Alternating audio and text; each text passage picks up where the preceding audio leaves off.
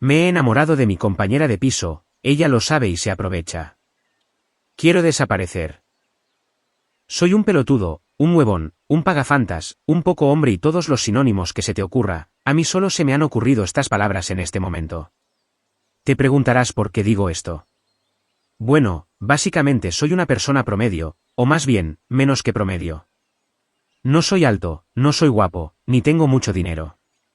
Apenas he conseguido un trabajo que paga decentemente. El problema es que todos, especialmente las mujeres, me han hecho sentir así. Y ahora, aún me siento igual. Tal vez pienses, hombre, quiérete a ti mismo, que no te importe lo que otros digan de ti, no llores, ajústate los machos y valórate.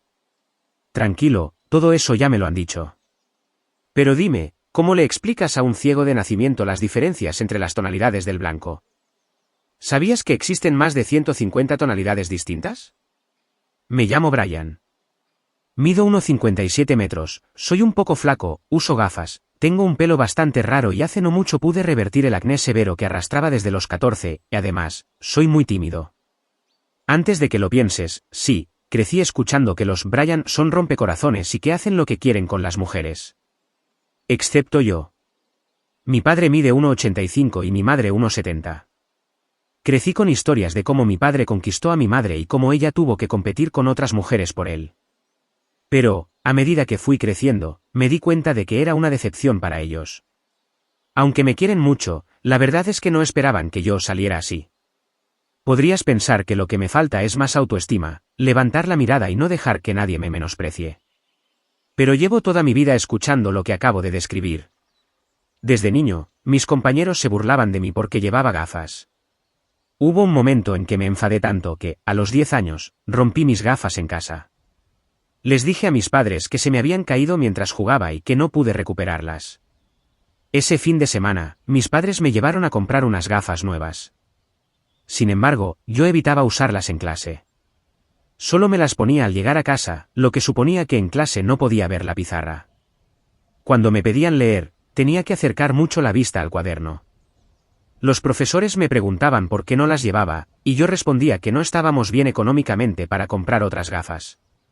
Al final, los profesores dejaron pasar el asunto. Todo continuó así hasta que en una reunión de padres, olvidé la mentira y me pillaron. Mis padres, al enterarse de lo que hacía, me regañaron al llegar a casa. Yo, más enfadado aún, les respondí que era mi problema y que no quería usarlas porque no quería. Mi madre siempre ha sido muy intuitiva, y desde el principio sospechaba que no lo estaba pasando bien en el colegio. Por eso, habló con un profesor y luego mantuvo una charla bastante extensa conmigo. Finalmente, logró comprender que las palabras de mis compañeros me estaban afectando profundamente. La situación se calmó un poco cuando llegó otro compañero al colegio, este compañero era gordo. En ese momento, empezaron a meterse con él. Al principio, él no sabía cómo reaccionar. Lloraba y evitaba estar con los demás. Hasta que un día, le hicieron tanto daño que se enfadó. Entonces, se defendió e incluso llegó a lastimar a 2 compañeros. Desde ese día, dejaron de meterse con él. Aún había algunos casos aislados, sobre todo de alumnos de cursos mayores, pero nada volvió a ser como antes. Ese chico y yo nos hicimos amigos, y también dejaron de meterse conmigo. Terminamos el colegio, él se mudó, y a mí me inscribieron en un instituto algo alejado de casa, al que tenía que viajar en tren durante 40 minutos. Más tarde, tuve el problema del acné, que marcó profundamente mi autoestima y mi dieta. Mi timidez se agravó curso tras curso al ver cómo mis compañeras comenzaban a desarrollarse. Durante los 4 años de instituto, fuimos prácticamente los mismos estudiantes, y más de la mitad eran chicas. Mi apariencia y mi timidez no ayudaron en nada, y lo único que hacía era centrarme en mis estudios, tratando de pasar lo más desapercibido posible. Por si fuera poco, la situación económica en casa no era buena. Tanto mi padre como mi madre siempre han sido personas muy trabajadoras. Mi padre viene de una familia bastante acomodada, pero debido a problemas con Hacienda, perdieron el negocio familiar. Esto llevó a que mi padre tuviera que volver a estudiar para encontrar un trabajo acorde con la vida que llevábamos en ese momento. Aunque nunca logramos recuperarnos del todo, esa experiencia marcó nuestra forma de vida. Mis padres me educaron con la idea de esforzarme y luchar por lo que quería, sin importar lo que los demás pensaran. Mi madre también trabajaba, aunque lo hacía como limpiadora en varios portales. Durante años estuvo empleada en varias empresas, hasta que finalmente le dieron una oportunidad para trabajar en una sola compañía. Hasta el día de hoy, sigue trabajando allí. El último año de instituto, las cosas no mejoraron demasiado. Volvió a suceder lo mismo, todos eran más altos que yo, más inteligentes, y las chicas no se acercaban a mí. Algunos chicos extranjeros que se unían recientemente o chicos que habían repetido cursos se acercaban, pero no formé amistades realmente significativas. Observaba cómo otros alumnos se burlaban de muchas personas, y mi única estrategia era intentar ser invisible para que no me hicieran daño. Así pasé la mayor parte de los 4 años de instituto. Mis notas fueron aceptables, nada del otro mundo, pero logré pasar a primero de bachillerato y luego a segundo. Intenté hacer la selectividad, pero suspendí. Por ello, decidí aprovechar que tenía el bachillerato y me inscribí en un grado superior. Al finalizar las prácticas, me ofrecieron un puesto de trabajo. Aunque inicialmente me habían rechazado, finalmente me contrataron, y llevo trabajando allí 2 años. El año pasado, cuando tenía 21 años, aún vivía con mis padres, pero decidí que ya era hora de independizarme. Llevaba 1 año trabajando, ganaba un sueldo razonable, y además, me habían dicho que en 2 años, cuando cumpliera 3 en la empresa, podrían ofrecerme un ascenso y un mejor salario. Con eso en mente, me sentía bastante a gusto. Tenía 21 años, trabajo estable, y ya pensaba en comprarme una moto o un coche, aunque primero necesitaba sacar el carnet de conducir. Pero antes de hacer todo eso, decidí mudarme. Busqué un lugar que estuviera a media hora de la casa de mis padres y a media hora de mi trabajo. Al principio, encontré una habitación para alquilar por 6 meses. Luego, encontré el lugar donde vivo actualmente. El dueño me ofreció firmar un contrato por 1 o 2 años. Para estar más seguro, decidí optar por la opción de 2 años. Además, el dueño me propuso alquilar el departamento completo o solo una habitación. Elegí una habitación, por lo que me dijo que buscaría a otra persona para ocupar la segunda habitación. Mientras tanto, solo pagaría el 60% del alquiler hasta que él encontrara a alguien más, de modo que ambos pudiéramos compartir de manera justa el costo total del alquiler del departamento, tal como habíamos acordado. Firmé el contrato y realizamos todos los trámites necesarios. Me enseñó cómo gestionar las responsabilidades del departamento. Aunque podía pedir ayuda a mis padres, quería ser independiente, así que acepté la propuesta del dueño. Después de firmar el contrato, pasé 2 meses viviendo solo. Fue un periodo algo complicado porque, aunque mi sueldo cubría el alquiler, más de la mitad se iba en ello. Estaba acostumbrado a vivir con mis padres, donde apenas gastaba, o los 6 meses en aquella habitación económica, donde tampoco tenía mucha libertad ni espacio para mis cosas. Afortunadamente, contaba con ahorros para cubrir los 2 meses de fianza que el propietario me pidió al principio, además del mes en curso. En otros lugares suelen pedir 3 meses de fianza, pero como el dueño del departamento gestionaba el alquiler directamente, me facilitó las cosas. Durante esos 2 meses, llevé una vida tranquila. Era un chico trabajador y solitario, apenas tenía amigos. Me dediqué a decorar la casa más o menos a mi gusto, mientras esperaba que en cualquier momento alguien más se incorporara a compartir el alquiler conmigo. Finalmente, 2 meses después de firmar el contrato, llegó una chica. Era 1 año menor que yo, independiente y muy guapa. Medía más o menos lo mismo que yo y tenía un cuerpo increíble. En mi cabeza, ya empezaban a surgir pensamientos e imaginaciones.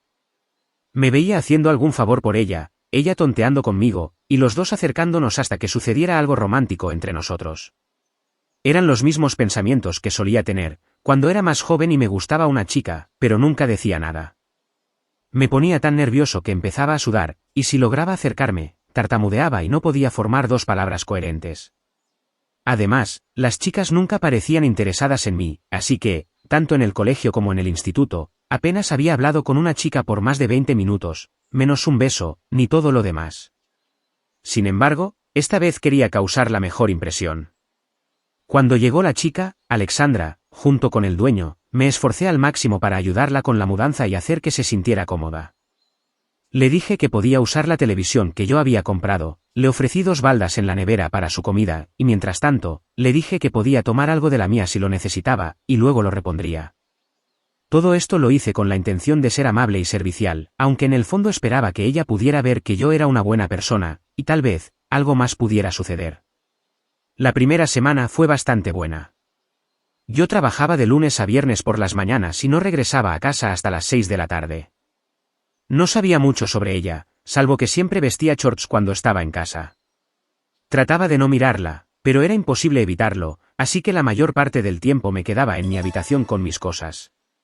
Cuando tenía que cocinar o preparar el tupper para el día siguiente, ahí estaba ella, y podía oler su perfume o fragancia por toda la casa. Me volvía loco, pero intentaba comportarme como una persona normal y respetuosa. Quería evitar parecer desagradable, así que seguí siendo amable con ella. Le di acceso a mi cuenta de Netflix, Disney Channel y Prime Video. Intentaba ser cordial y un buen compañero de piso. Aunque en mi mente seguían esos pensamientos de que tal vez, si hacía todo bien, ella podría verme de otra manera, sabía que eso era poco probable, pero me decía, de ilusiones se vive, no. Por el exterior, mis gestos eran siempre de amabilidad. Le permitía tomar mi comida, y cuando iba a hacer la compra, le escribía para preguntarle si necesitaba algo. Le compraba lo que me pedía con la idea de que después me devolvería el dinero. Sin embargo, eso nunca sucedía. Yo lo dejaba pasar, y supongo que así comenzó una mala costumbre. Pasaron unas semanas, y ella empezó a sentarse en la casa mientras yo seguía con mi rutina de trabajo. Fue entonces cuando se me ocurrió comenzar a hacer ejercicio, quizás para verme un poco más en forma. Ya os podéis imaginar por qué, Alexandra, era realmente bonita y guapa.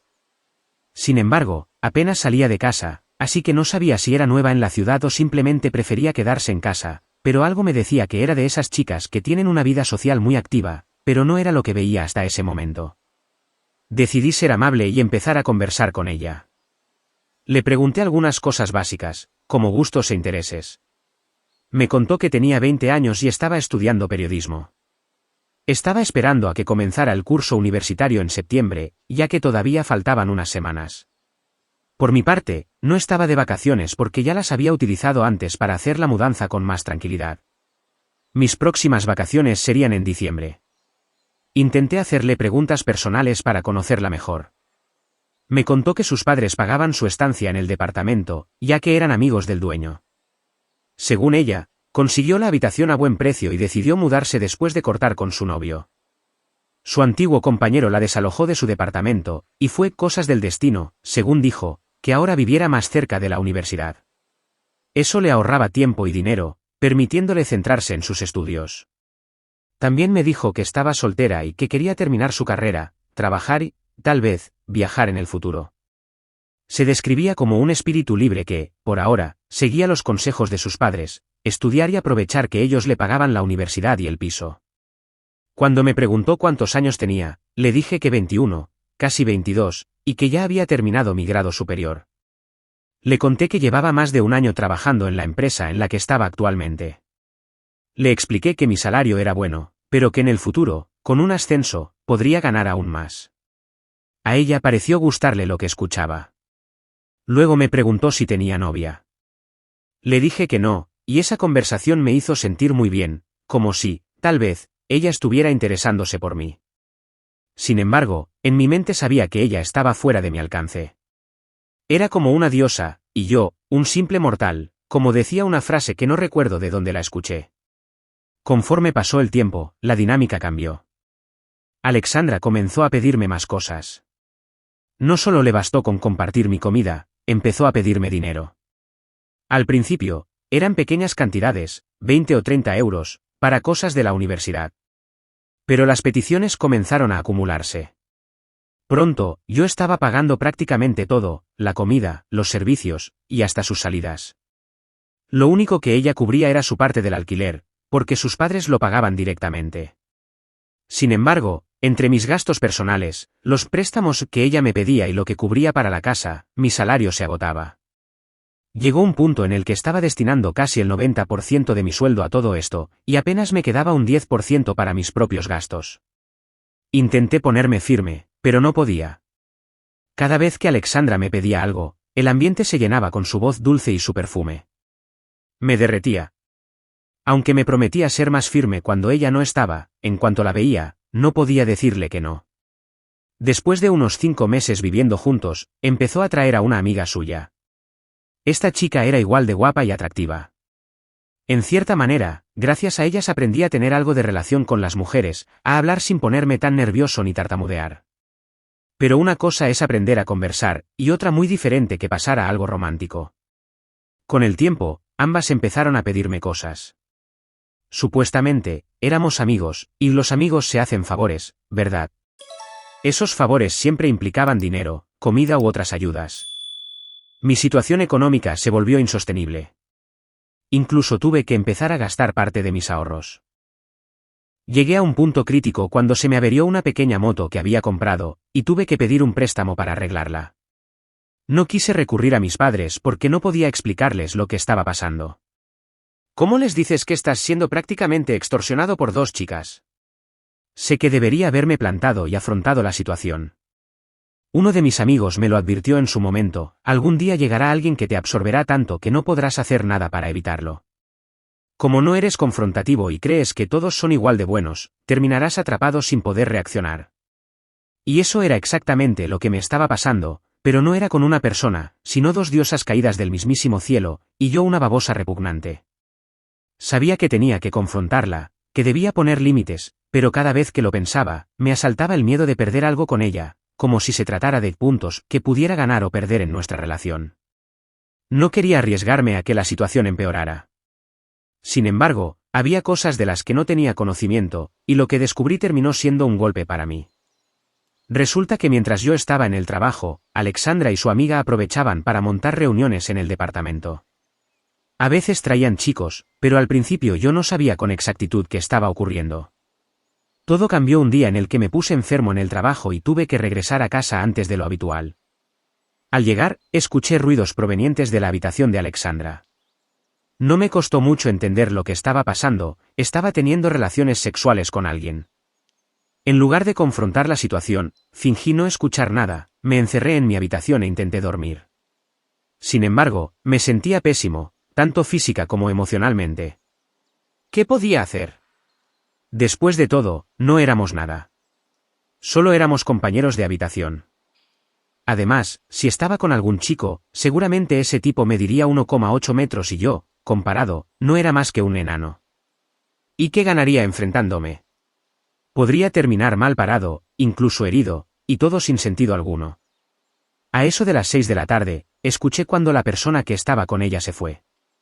Fue entonces cuando confirmé lo que estaba ocurriendo. Sin embargo, en lugar de dejarlo pasar, decidí investigar un poco más antes de sacar conclusiones definitivas. Aunque, siendo honesto, no sabía qué buscaba conociendo la verdad. Simplemente, me dejé llevar por el impulso.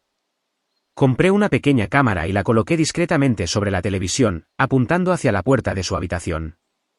Pasados unos días, revisé las grabaciones. Aunque no tenían una gran calidad, pude distinguir lo suficiente: vi cómo entraban a su habitación hasta 4 chicos diferentes, no a la vez, diferentes días. Al principio, mi mente se disparó y pensé en lo peor, creyendo que quizás se estaban prostituyendo o algo similar.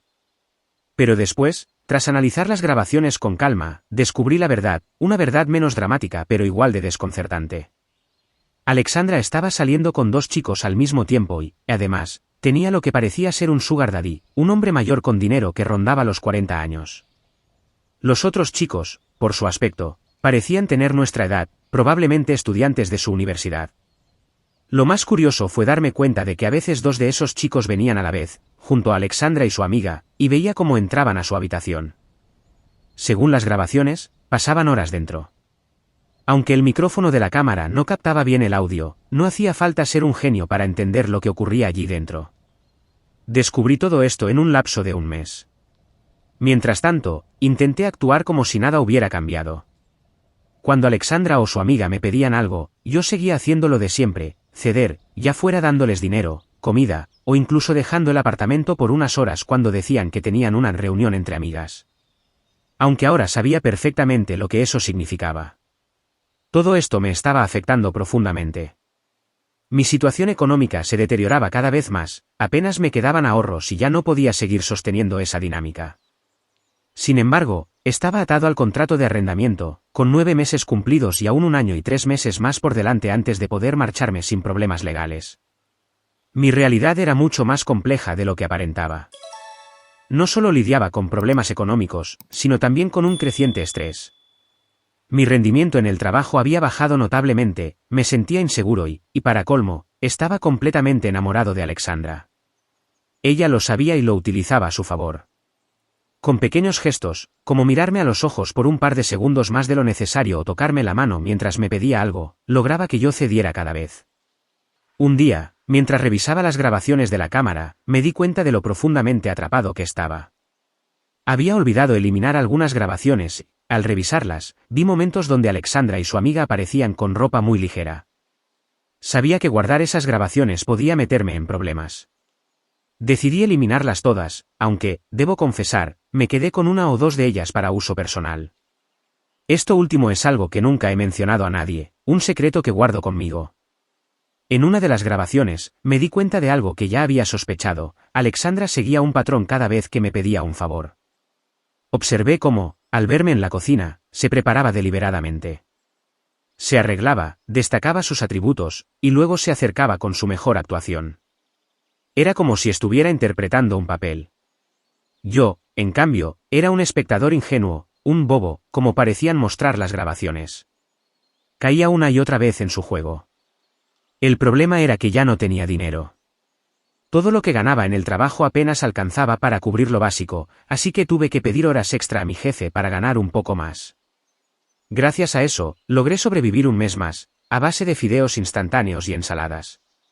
A pesar de todo, seguía esforzándome por mantener mi rutina de ejercicios y salir a correr. De esa forma, pasaba menos tiempo en casa, lo cual también me ayudaba a evitar el estrés. Cuando se cumplían ya 10 meses de contrato, supe que tenía que hacer algo. Estaba al límite, y no podía continuar así. Decidí hablar seriamente con el dueño del piso. Durante la conversación, le expliqué de manera general lo que estaba sucediendo en la casa, las fiestas, los desórdenes y mi nula participación en todo ello, ya que no quería problemas. Le hice ver que era una persona diferente, alguien tranquilo, que no disfrutaba de las juergas ni del alcohol. Le conté cómo las chicas organizaban sus fiestas, bebían el alcohol que yo pagaba, comían la comida que yo compraba, y cómo, al final, era yo quien tenía que limpiar todo. Todo esto me estaba desgastando física, emocional y económicamente. También le mencioné que no me sentía cómodo con las chicas, explicándole que yo era una persona creyente y religiosa, mientras que ellas llevaban estilos de vida completamente diferentes. Me mostré como una persona agotada, al límite de mis fuerzas. Además, le confesé que mi rendimiento en el trabajo estaba bajando, y que temía perder mi empleo debido al estrés que estaba viviendo. Le aclaré que no quería incumplir el contrato ni enfrentar problemas legales, pero que necesitaba salir de esa situación. El dueño, al escucharme, se mostró comprensivo. Me dijo que, como yo había cumplido puntualmente con los pagos, los horarios, y el cuidado de la casa, podría rescindir el contrato sin problemas. Además, como él mismo era el gestor de la propiedad, no habría penalizaciones ni costos adicionales. Me ofreció la opción de quedarme una semana, un mes, o el tiempo necesario para mudarme. Le agradecí y le aseguré que me iría lo antes posible, probablemente en una semana. Sin embargo, le pedí un favor importante, que no le mencionara nada a Alexandra. Cuando me preguntó por qué, estuve a punto de explicarle la verdad, que estaba enamorado de ella, que me había convertido en un pelele para sus manipulaciones, y que tenía miedo de que me siguiera exprimiendo emocional y económicamente. Pero cada palabra que pensaba me sonaba patética, así que decidí no decir nada y mantuve mis motivos en silencio. El dueño aceptó mi petición y acordamos que no diría nada a Alexandra. Así que me puse en marcha. 3 días después, hablé con mi padre y le expliqué que no me sentía bien, que estaba desanimado por estar lejos de casa y que la vida como adulto era más difícil de lo que imaginaba. Le pedí volver a casa por un tiempo para recuperarme. Le prometí que haría todo lo posible por ser una persona productiva y que, en cuanto encontrara una vivienda más razonable y acorde a mi salario, me iría de nuevo. Mis padres aceptaron ayudarme, y así empezó mi camino hacia una nueva etapa, dejando atrás ese capítulo que tanto me había agotado. Mis padres aceptaron, y 3 días después, sin previo aviso, recogí mis cosas y me fui. Ese último día tenía planeado hacer la compra, comprar mucha comida, alcohol, renovar Netflix, Disney, y todos los servicios que pagaba. También pensaba limpiar la casa de la última juerga. Sin embargo, decidí que ya no valía la pena. Me fui aprovechando que todos estaban durmiendo después de una fiesta, sin decir nada y sin hacer más esfuerzo. ya estaba harto de ser un pelele. Y así, me marché. Al cabo de un mes más o menos, ya había vuelto a ser yo mismo.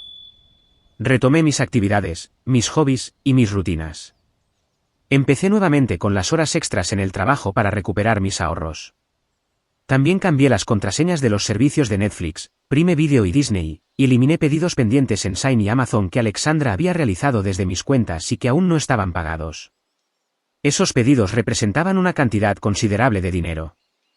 Salir de esa casa y regresar con mis padres fue como abrir los ojos. Sentí que podía empezar de nuevo, ser yo mismo otra vez. Lo positivo es que nunca abandoné mi rutina de ejercicio, y de hecho, aumenté el tiempo dedicado a ella, lo que me ayudó a mantenerme ocupado. Poco a poco, dejé de pensar tanto en Alexandra. En cierto modo, teníamos una relación, aunque no como yo hubiera querido. Para ser honesto, era más bien una relación de servidumbre, ella pedía y yo daba. Aunque a veces me agradecía, siempre era algo que solo le beneficiaba a ella. Dejar esa dinámica fue como abandonar el alcohol de golpe. Puede que no sea la mejor comparación, pero así lo sentí. Con el tiempo, me fui sintiendo mejor. Me fortalecí emocionalmente. Claro, el primer día tras mi partida recibí muchísimas llamadas de Alexandra. Pero ya había tomado una decisión, la bloqueé. No contesté ninguna. También me llegaron mensajes por Instagram, TikTok, Facebook, y prácticamente todas las redes sociales donde nos seguíamos. Fue difícil dejar de ver su perfil, pero lo logré. Ahora, creo que estoy en una mejor situación. Siento que estoy mejor y me estoy encaminando en una buena dirección. Solo necesito seguir avanzando. Tal vez algún día vuelva a escribir otro post para contar cómo logré mejorar y convertirme en una mejor persona, alguien capaz de establecer límites y de tener una relación sana y equilibrada. Por ahora, esto es todo lo que quería compartir. Muchas gracias por tomarte el tiempo de escucharme. Espero que los comentarios no sean demasiado duros conmigo, siéntete libre de insultarme si quieres, nada me podría sorprender. Gracias nuevamente. Fin. Comenta y dale like si te ha gustado esta historia, no olvides suscribirte para más historias como esta, gracias por pasarte. Nos vemos en próximos vídeos.